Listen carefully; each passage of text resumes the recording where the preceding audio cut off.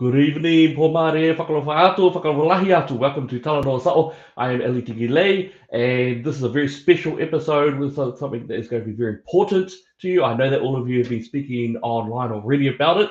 So without further ado, let me bring in my fellow host. This is Leao Tildsley. Leao. Hello, Talanoa. Kia ora.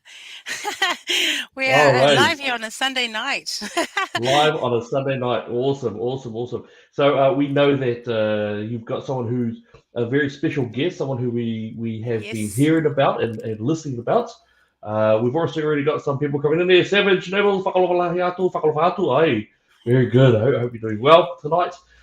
So what we'll be doing is Leao's going to be facilitating a lot of this conversation. Please, if you have any comments or questions, throw it all in there. We're going to be giving our guest as many questions. She has advised that she can answer random questions.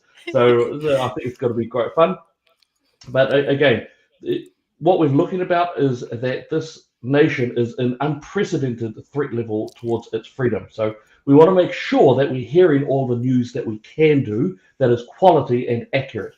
So, Leao, I'll hand it over to you and can't wait to hear what's going on.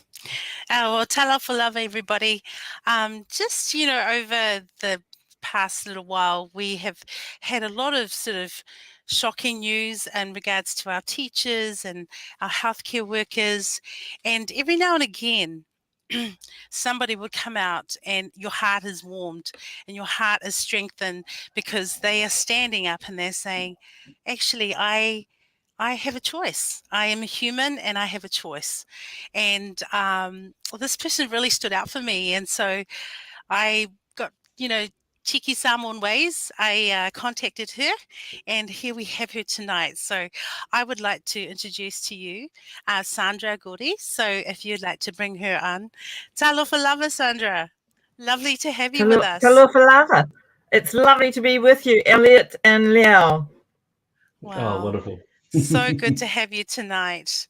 We have so much to ask you and so much to, talk about tonight.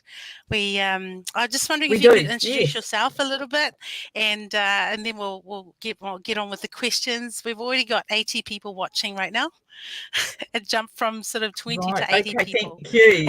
Well, my name is Sandra Goudie, and currently I work for the people of the Thames-Coromandel district, but I'm not there. I'm here, I'm not there here in that role. I'm here as an individual because I poke the bear, as Leao said, and as an individual, and so now I've got to front that accordingly. And I'm happy to do that because I think it's important to me to be honest and to share my values with others. Oh, that's wonderful, Sandra. Can you tell us a little bit about your little bit of your history to just share and give a platform? It's been very checkered. Checkered. I've been a jack of all trades largely, and I was on council for 2 terms before I became a member of Parliament, and then I had some time out before I became the mayor of the Thames-Coromandel district. During the time that we've always been farming, so my husband and I, and that's on the Hauraki Plains, and now we currently live in Thames, and we're still farming, but we're not milking cows now. We just got dry stock, and so he's just had a shoulder rotator cuff surgery, so that means that he's got to have his arm in a sling for 3 months, and so I'm shifting stock. You're shifting stock. Wow. Doing the farm work, Can we have a quick look at your muscles while we're here? Oh, no, they're good. Sandra, so my understanding, Sandra, is that also now we are speaking to you as Sandra, and that's for everyone who's listening in, any of our wonderful people who like it, I just want to make it known that Sandra's here as Sandra Goudie. She's not here as the mayor, so she's not in any official capacity, and that's why we're really honoured and blessed and humbled to be able to have her on our show. All right, so just making sure that it's not there. Sandra, in terms of your history, before you became mayor, also you were actually an MP. Is that correct? That's right. 9 years. Wow, awesome. Awesome. And I was overhearing something a little bit before that sort of cracked me up in terms of who you ran against, where you ran, and indeed perhaps your carriage of choice. Okay, so when I stood for Parliament, I stood against Jeanette Fitzsimons, and I campaigned in a 72 Ford Falcon V8 painted purple. That was my campaign car, and I loved that car. And I used to throw that car around those Coromandel roads like there was no tomorrow. And she was an absolute honey of a vehicle. So I kept her in tip-top mechanical condition, but sold her at the towards the end of 2011 as I was due to retire from Parliament. I didn't want to stay there any longer. Had enough. But I was a bit sorry to lose the car. But now we've actually just bought a 58 Ford Fairlane coupe. I have no idea what that is. It's got wings. It's got Oh, nice. There we go. We'll ask you, Sandra, how many tickets you've gotten in the process. Yeah, no, I think one more ticket and I'd probably lose my license. So, hey, in terms of yes, life is for the life is for living. Yeah. What did you, in terms of the people now? Of course, you can't say that for all people, that sort of thing. But what are some of the things that are of issue to the people in the Thames-Coromandel sort of region? What are some of the big ones? I mean, you're a farmer. And be honest, in a past life of mine, basically your area was simply the place to get the best weed. That was pretty much it, and to go for a sort of chill. But a past life.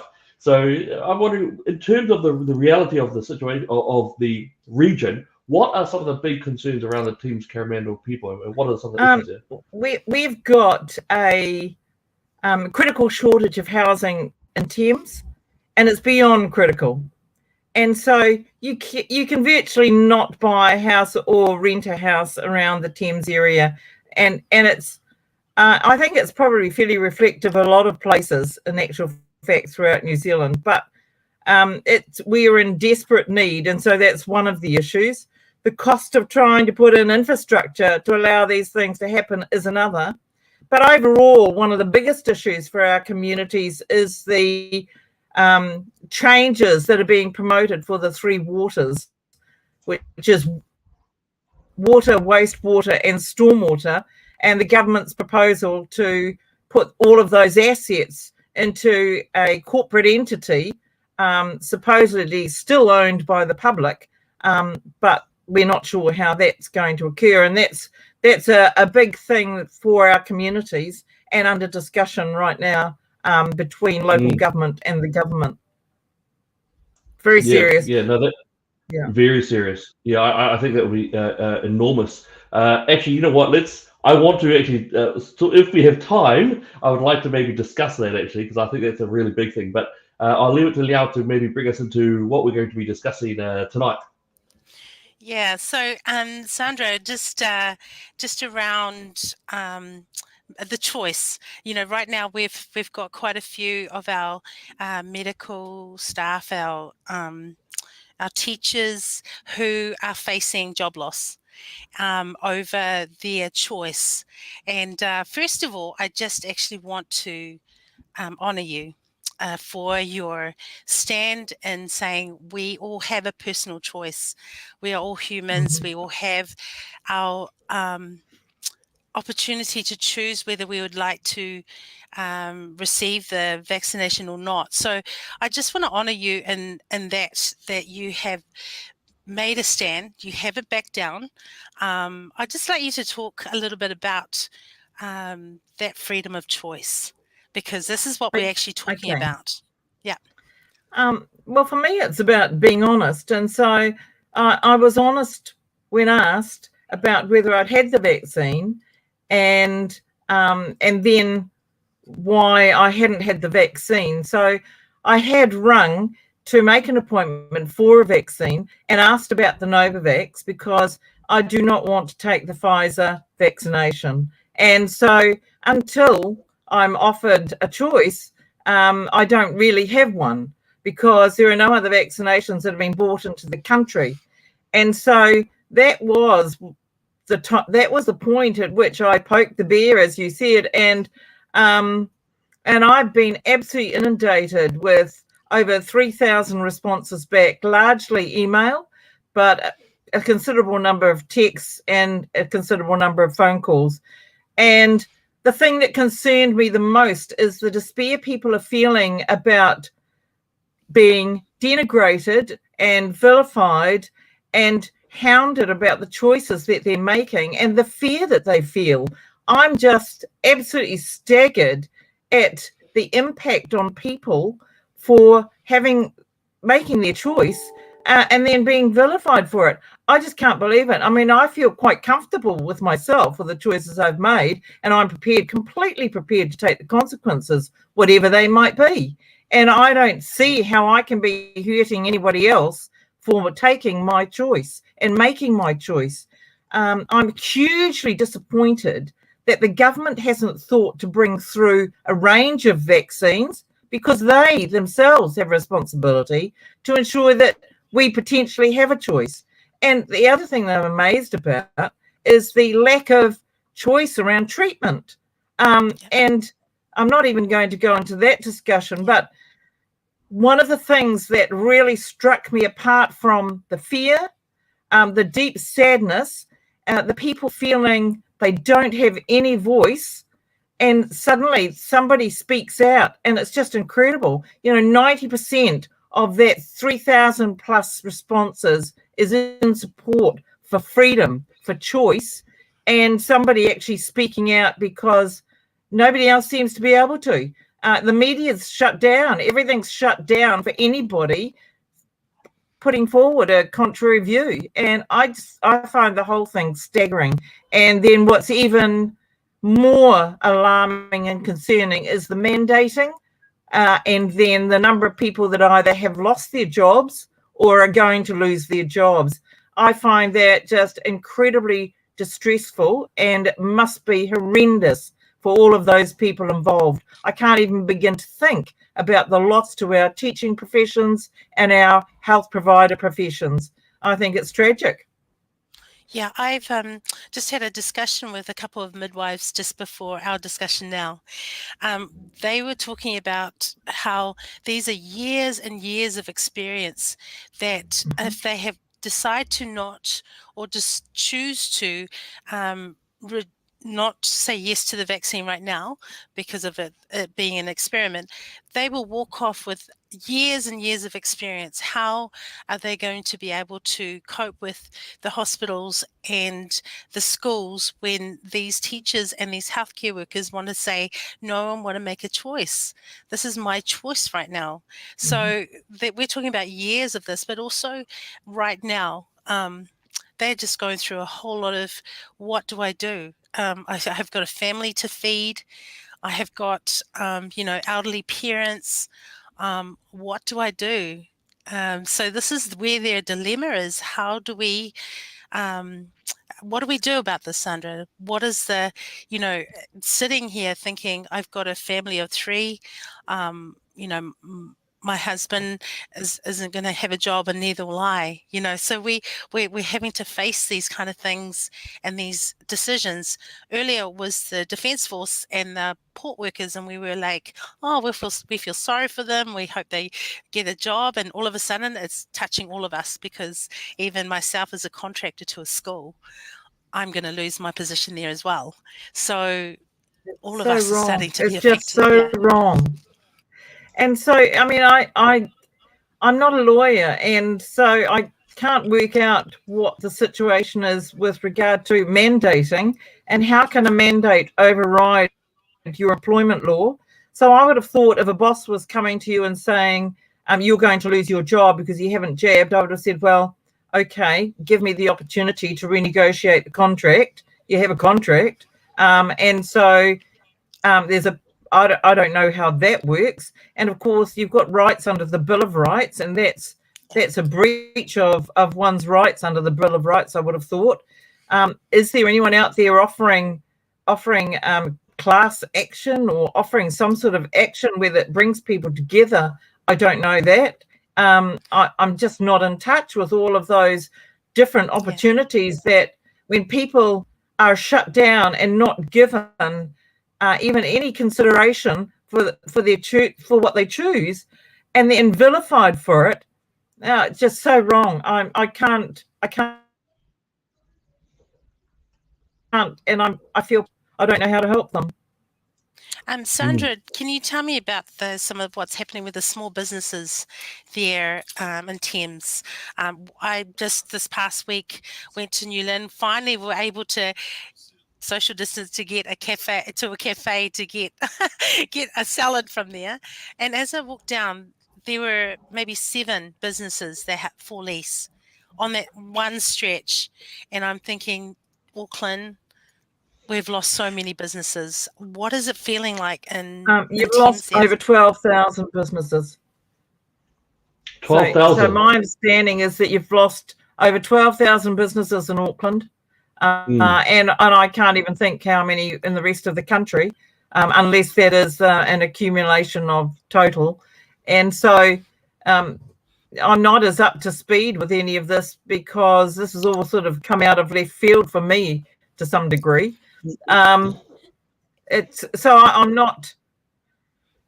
can't see why we're in such an incredible lockdown, because at some point you're going to have to come out and cope with it. There was never, ever going to be any suggestion you would ever eliminate a virus. And so why they ever could think that, I'm blowed if I know. And that's just my personal view. And I don't see how you can discriminate between people that are vaccinated and those who are not vaccinated in terms of venues. What's the impact? I mean, what harm is a non-vaccinated person to a vaccinated person and vice versa? So both can get the COVID. It's just that the unvaccinated may potentially get it more seriously than a vaccinated person. So what is the premise for what I hear is being called as medical apartheid, but I prefer to call it segregation. And I alluded to that when I was asked about the yellow star on the front of one's shirt or one's dress. So where it's just reminds me of the Jewish Holocaust. Well, from the radio interview you had, he quickly just dismissed you as, why would you think that? And yet we think it, we feel it. This is how we are feeling. Will we not be able to do so many things anymore if we are making this choice? Well, that's right. You're being discriminated, and they're saying you're not allowed to do this, you're not allowed to do that. So I did make some submissions to the COVID legislation. They had 2 amendment bills going, and I came late to that table, and so I was just astonished at the bill itself. The act itself is meant to be consistent with the Bill of Rights, and yet in the amendments under clause 11 of the Second Amendment Bill, it's a complete breach of those rights when they can do anything they just about want. They can require any test or treat or test from you, sample. I don't know that they want. Invasive. It's pretty invasive.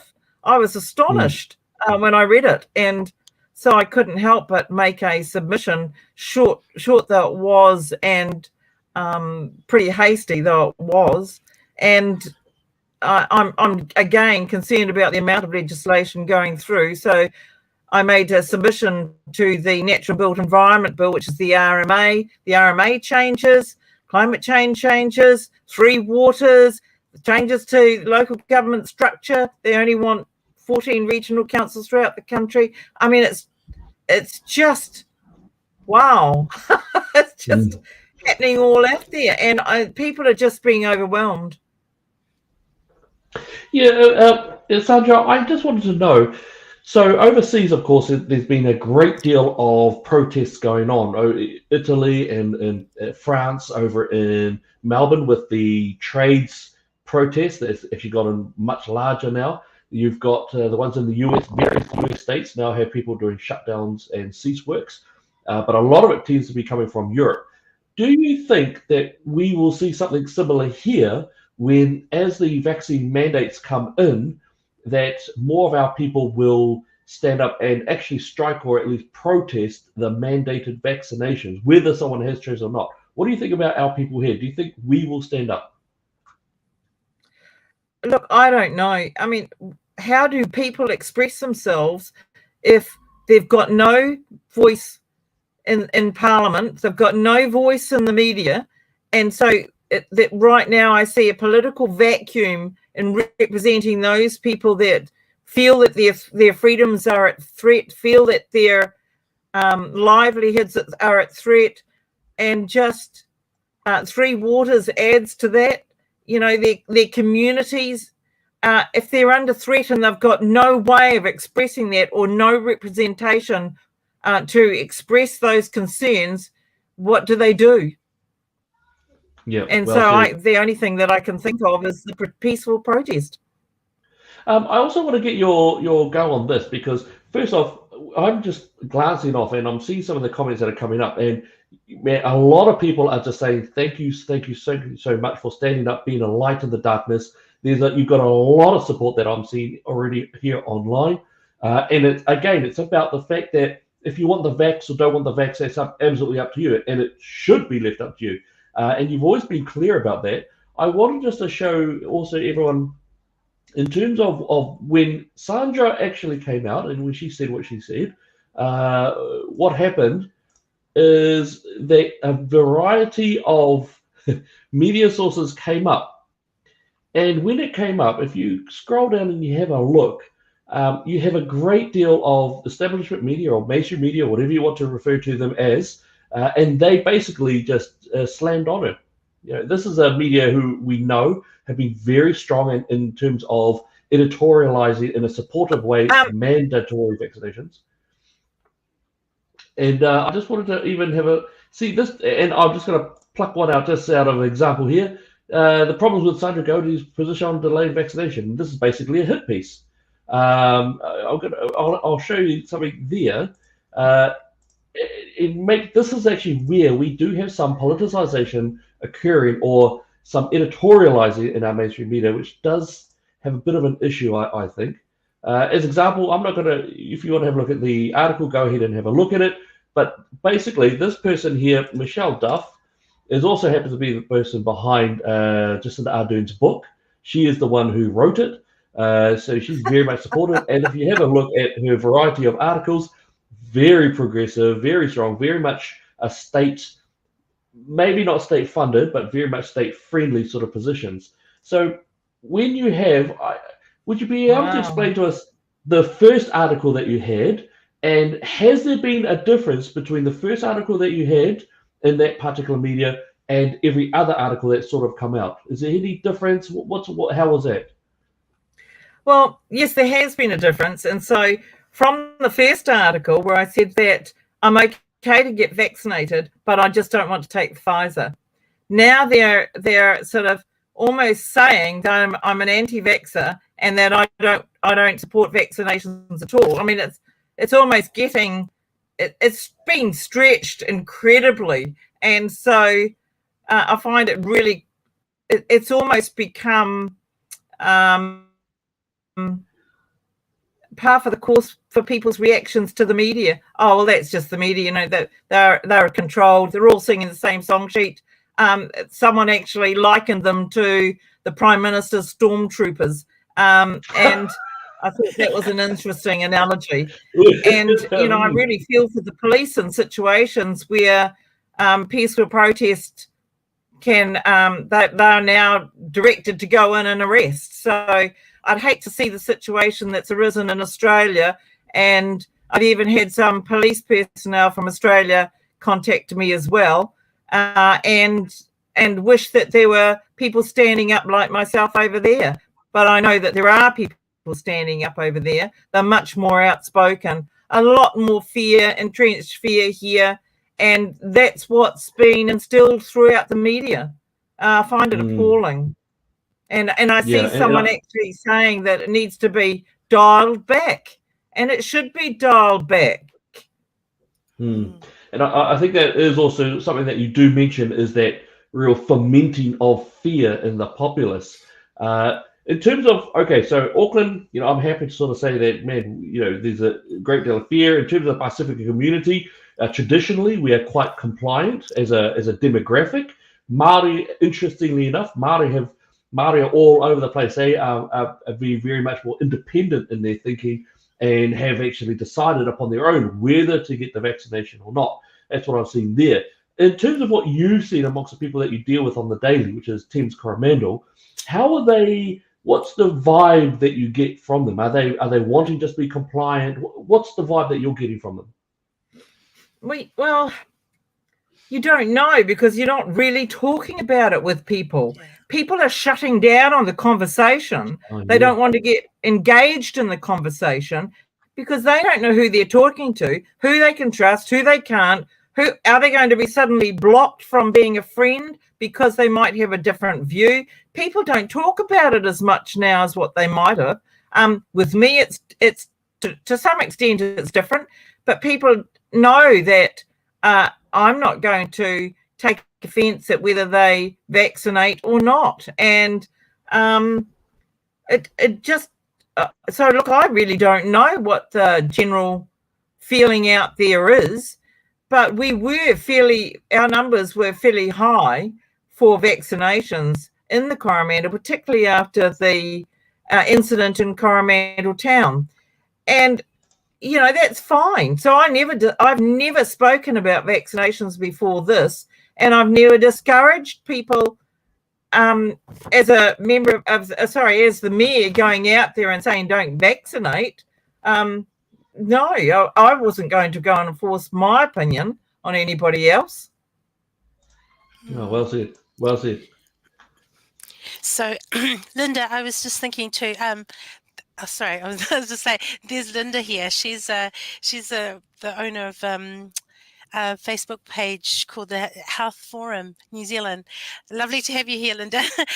What I wanted to say is that she's talking about mental health and the huge mental health issues. I also want to bring up division and what not only media but government are doing in every sphere is division.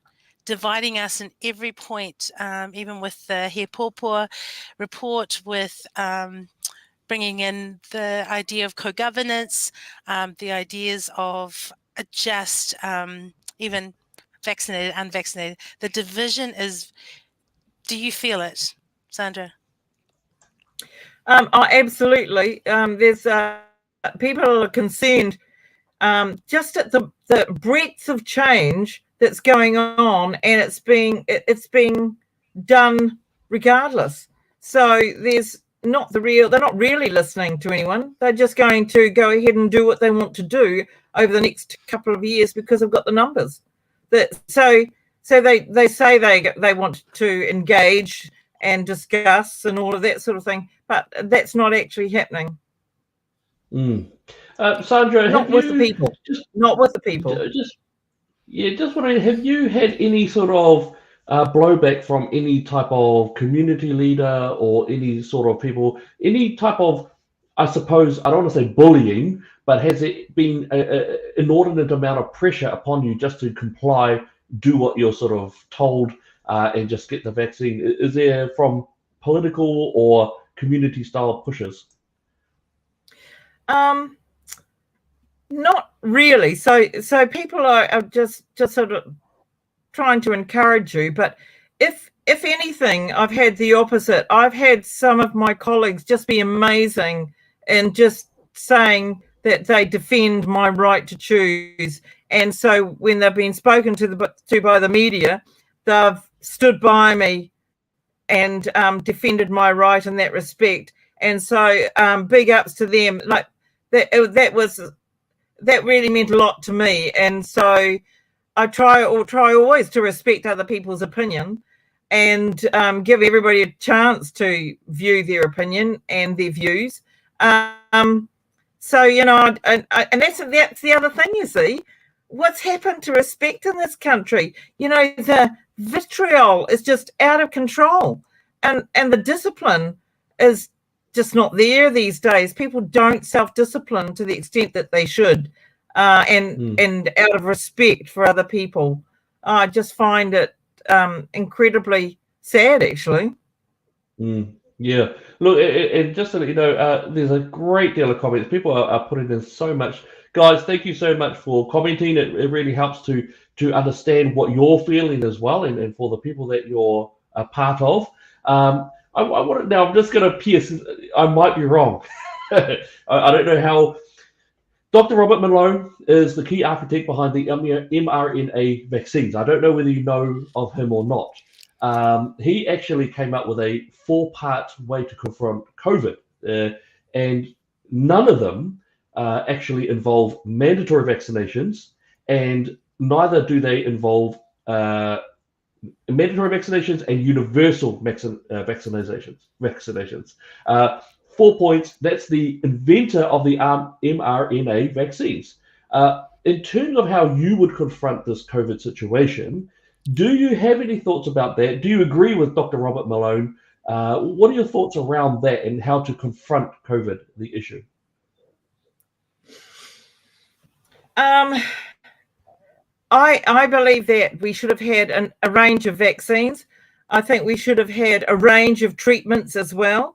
So I can't understand when ivermectin was so successful in India, why that hasn't been available here in New Zealand. But perhaps we haven't been pushed to the wall enough for that to happen, except that I know that as soon as hydroxychloroquine was mentioned, that it was rounded up, and so that in New Zealand, anybody that had supplies of hydroxychloroquine, they were confiscated, and by the ministry, I guess it was, but they were confiscated anyway.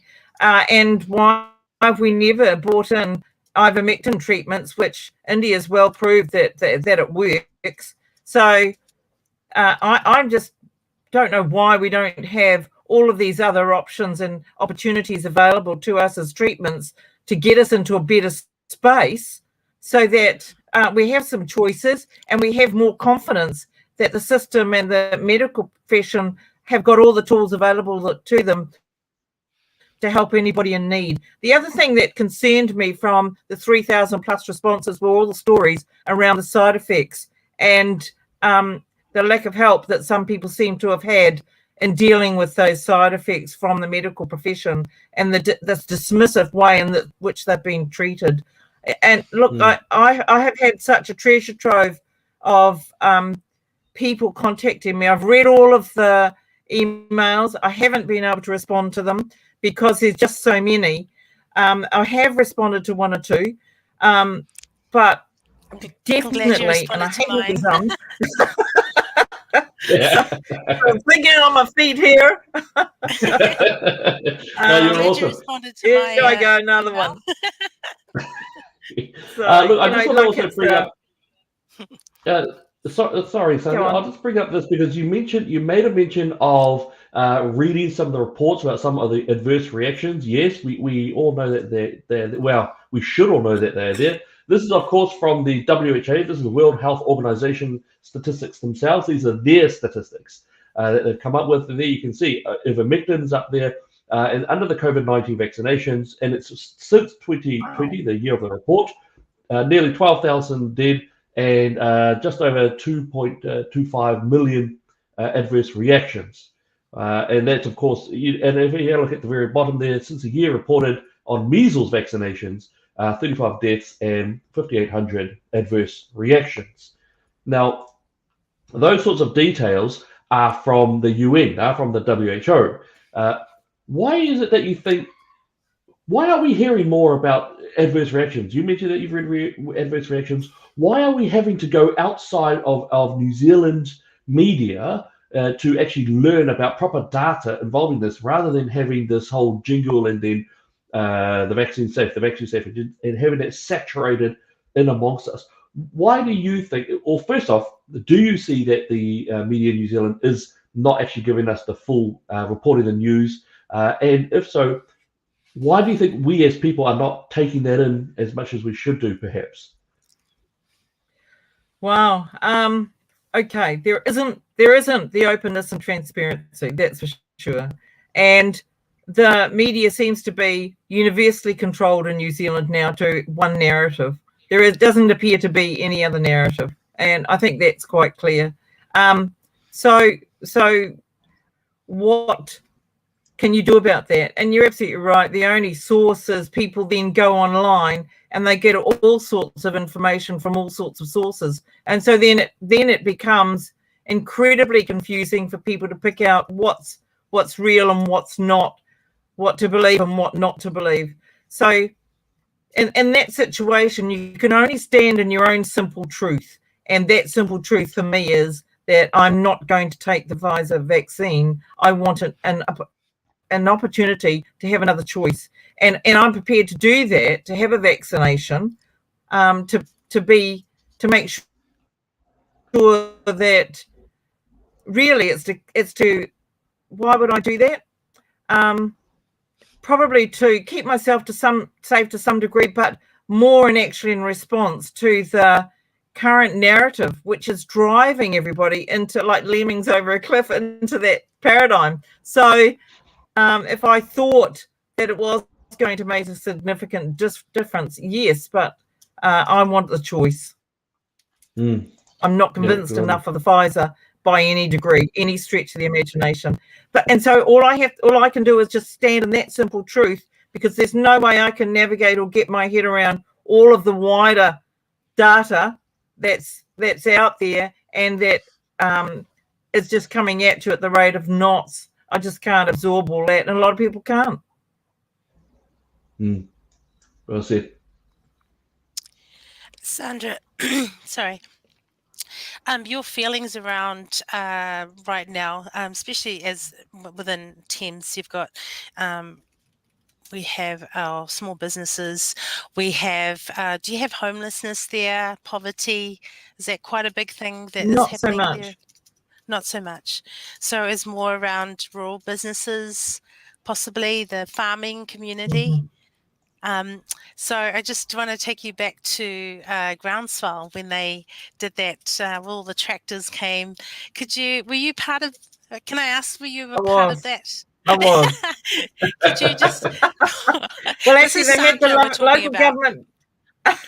They had the local government conference on at that time, and so a few of us ducked out and went to the Groundswell gathering in Blenheim there, and so. That was amazing, and it was important because it's like I said before, right across the sector there are that many changes coming down at the rate of knots. And the biggest thing that concerns me is this: if you take the three waters, the real issue is, what do we need in this country? What are really the most important things to us? Because our householders can only afford so much. We can't keep tapping them on the shoulder by either rates or taxes for everything that whatever the current ideology is that's been driven from Wellington, and that's right now the three waters, changes to the RMA. Oh, and did you know about the Reserve Bank one, which is looking at turning us into a cashless society? Those are papers which are currently up for submissions right now on the Reserve Bank website. So we've just got this raft of change, and it's breathtaking, and it's serious, and it's dramatic as well. People have no idea, and so most of the rural communities can see that because they're at the forefront of it, particularly with the RMA changes.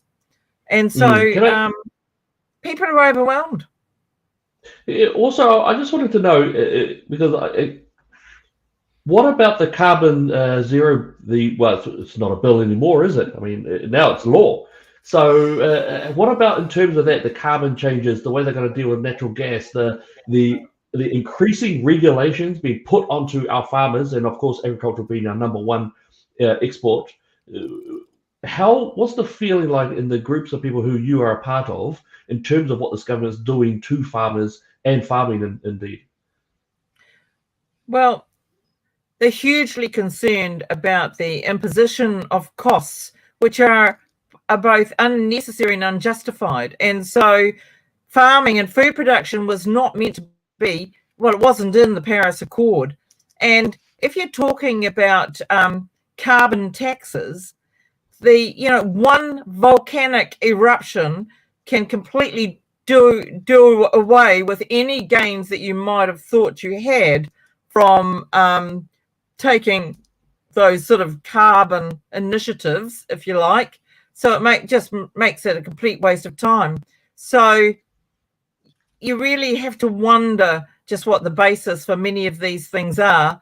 And groundswells was a very, very important milestone, with the dogs howling and the trucks and the tractors and the like, because fundamentally food is a fundamental necessity. Why would you try and destroy that sector and undermine it and try and force people into being in a serfdom-like situation? Our farmers are the backbone of this country, and they will continue to be that. And that our food production is one of the lowest carbon footprints of food production in the world.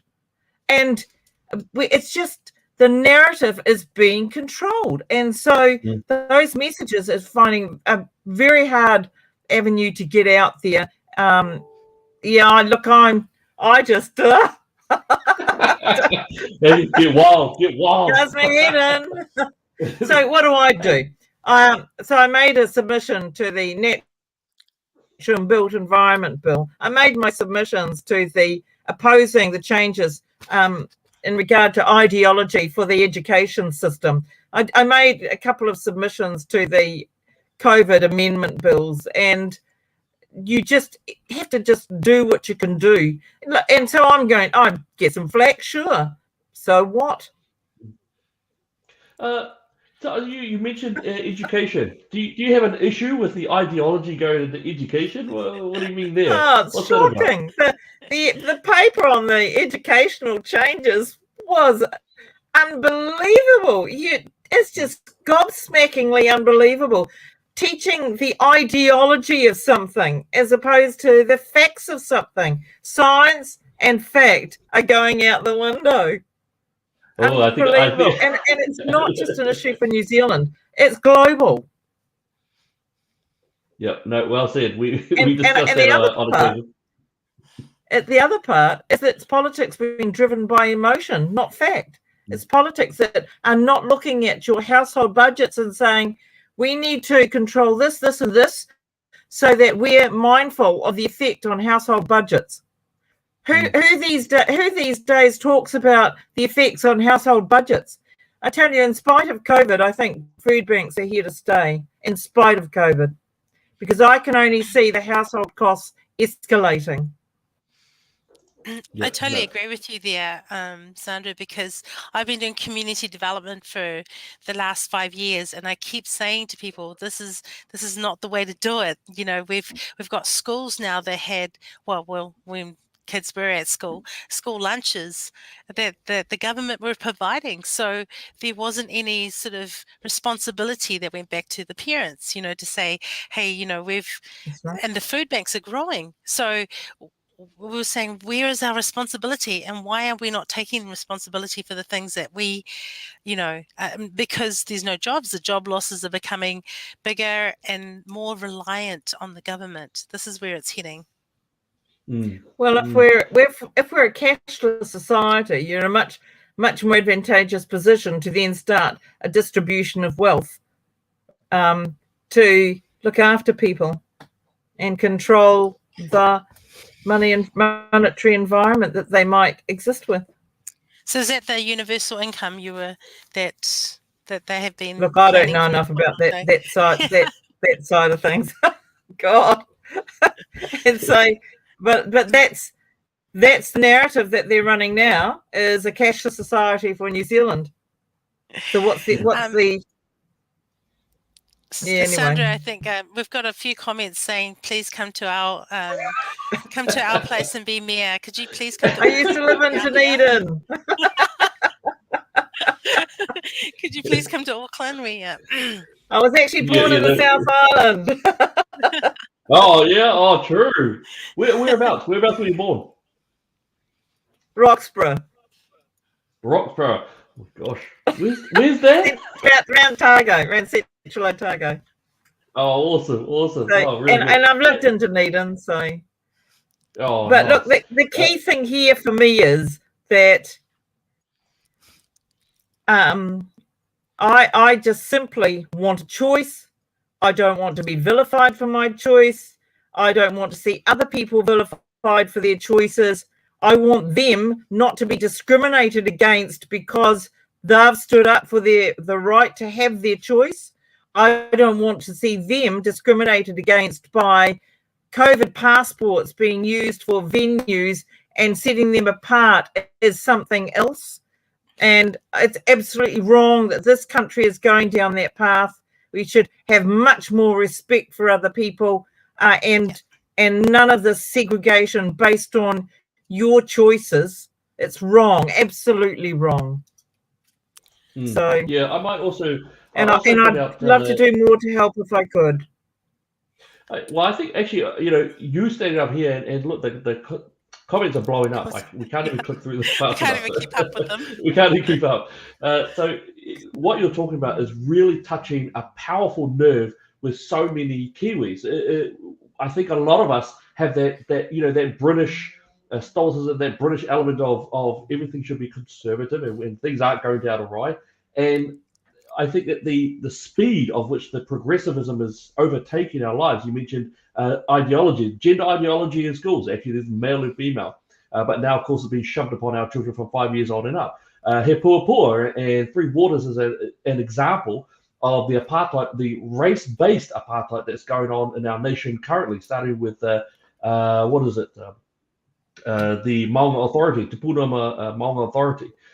So I think it is quite fascinating to see that New Zealand is being remolded or redefined, and it's not in a good way at all. I think I'm going to ask a question here. This is a little bit it's got you in mind, but it's also a bit of a link in there in terms of that. Why do we not appear to have a strong opposition? What's up with National? What's going on? Because I've got friends who are in National as an MPs. I love them and I have affection and respect for them. So I respect and appreciate them. But I don't know what's going on with them. Can you, or are you allowed to tell us what's going on with National? What's up? What's going on there? I think there's a political vacuum. And I think it's partly because of the control of the media. So that there is only one narrative coming from one pulpit of truth, if you want to phrase it like that, because many are. And so how can anybody get their message out there or even stand apart to try and put a different point of view when the media is actually controlled? In Australia, they actually have a range of media that takes a different stance, if you like. So they have the Outsiders on a Sunday, which talks about all sorts of things, but it challenges things. It challenges everything. And so where is that in New Zealand? Where is the forum that people can actually step up and challenge things so that they can get a response back? It doesn't exist. Where's the people's voice where the people want to take a contrary view and say, look, we don't agree with this. How can we work through so we can make it work for us all, rather than let's just make it work because I want it to work how I want it. And it seems to be we've just got mother telling us what to do all the way to the bank. And soon it will be all the way to the bank, because my understanding is that once these COVID shots have been down and dusted, we've got to all pay for our boosters. Well said. Jeez. Yeah, very well said. Leao, do you have anything there? Because I'm going through the comments. By the way, people, all of you guys who are watching, look, you're flooding the comment section. That's really wonderful. I love it. If you've got any questions to ask Sandra, ask away. Because Sandra, you're getting a lot of support. I can tell you that. I think you've really touched a nerve, and I can say for our team that it's so refreshing to hear someone really speak out in the way of the New Zealand that we grew up in. As someone who is, I'm Te Atao Ngāti Raukawa, I'm Tonga Niue in English. Oh, this is what you're saying is how we grew up. That's how we grew up. We didn't grow up with this. Let's all get scared. Let's all be fermented in fear. Have no fear. Absolutely. We're Kiwis. The storm blows down the farm held. We build it back up. That's what Kiwis do. We don't shuttle away or anything like that. Look, one thing I did want to ask is the Northland. A lot of the communications we're getting is that the Northland are saying to the government, don't bother trying to come here with your vaccine and with your mandatory. If we want it, we'll take it, but don't you dare try to come in here with the mandatory. In terms of that, you don't want to. You're saying no to the Pfizer, maybe with the Novavax. What are your thoughts about children on any vaccine? So, down to about 12 years old. Do you think that any of our children should be getting any type of COVID vaccination? I would say that before we start to vaccinate our children, that any vaccine has to be properly trialled and tested. I'm not aware of anything like that for Pfizer, because don't forget, in Ronald Reagan's time, any pharmaceuticals were indemnified against any liability in the event of a pandemic. So any pharmaceuticals that were put out during a pandemic to address the pandemic issue at the time did not incur any liability. So so where was the responsibility for what they were putting out? And so I don't see the Pfizer vaccine being any different. And it's a new technology, as far as I'm aware, with the mRNA delivery mechanism. And so I put it this way: I wouldn't want my children to have it. Yeah. I just want to jump in here. What I've seen, and I've seen it in my own life with my boys, is that for every single thing that we have had, where the boys have had medical attention from school, we have had to sign, to give them authorization for that. My son received a letter straight from Ministry of Health at 16 years old to come and get the vaccine. So bypass the parents, go straight to the child, and then the school was out there promoting it. Come down to the school, come with your family. And my question to them was, if something happened and we had an adverse reaction at your school, will you take any responsibility for it? Do you know what the answer was, Sandra? Oh, no. I didn't get one. They were playing it safe. So they just didn't refute. They just I'm not there. So parents. So currently, I just find it extraordinary that we've only got one pharmaceutical company and one pharmaceutical that's available to us. And I think it raises a lot of questions about the efficacy of that, let alone the fact that we've only got one COVID vaccine available to us. Just the efficacy of having one pharmaceutical company that we're dealing with as a country, and only one vaccine. And with no longitudinal studies, let alone anything else. And that longitudinal studies. Yes, that's right. All the studies is that children are very, very low risk. very low. And I can tell you that there have been a number of responses back to me about the side effects for children as much as for adults. Yeah, and yeah, deaths, of course, as well. Yeah, and the reluctance to attribute the death to the vaccine. Sure. And I think that's actually one of the biggest problems is that reluctance. That reluctance to attribute it is I think causing us great damage. And not only that, when we if we do find out in the near future that in fact such reluctance can be established properly, that's going to even remove even more trust against the medical department than we already have, which is really wrong. We've also got this one in here, Sandra, that's come from Nisa. She's asking something, and I think there's even more than just passports. It could be a whole raft of laws. How do we, as the normal Kiwis, how do we stop the vaccine passports? I don't know how you can. So between countries, I can understand it to some degree, but for internally, just going in and out of venues, whatever those venues might be, vaccine passports are absolutely obscene. It's just segregation on another ground, and I think it's appalling that our country's been reduced to this. And yeah, I don't know. Gosh, 12-year-old and 14-year-old deaths 3 days. Oh my gosh, I'm seeing more stuff coming along and reading these posts that you're actually getting on your screens is just it's appalling. I'm not surprised that so many people are so distraught at the current event. And I had a Labor person contact me and they said, "Who do we vote for?" I've been a staunch Labor supporter all my life. And he said, "Who do we vote for?" And I just said, "I don't know." Well said. Oh, yeah, well said.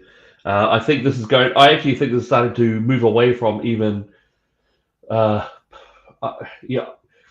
Last year, I was very much. I've always believed that this particular government's more dangerous than any other government we've seen since 1852 Constitution Act days. I think that's where we're at. I believe. But this, I think even I've been surprised at the speed and the invasiveness of the laws, and especially that one that you fought against, the public health COVID public response bill. That is unprecedented power that has been taken on board with this. Look, we've only got a few minutes left because I don't want us to. We need someone to stand up and fly that flag all the way to Parliament, and it's not going to be me though. We need someone. We need someone young. We've had quite a few, Sandra, for PM in our comments. Yes. And also, how many houses do you have down there that we can all move to? Yeah. I think you've been asked, and I think I was adding it up. So far, it's up to 7 different regions that you've been asked to be mayor of. So. Not bad. It's pretty good. Look, Sandra, there's some good mayors out there, I have to say. Yes, there would be. There definitely would be. I'll be honest, I don't like our mayor, Phil Goff. And to be honest, it's to do with that age of sexual consent thing. That one always got me ever since.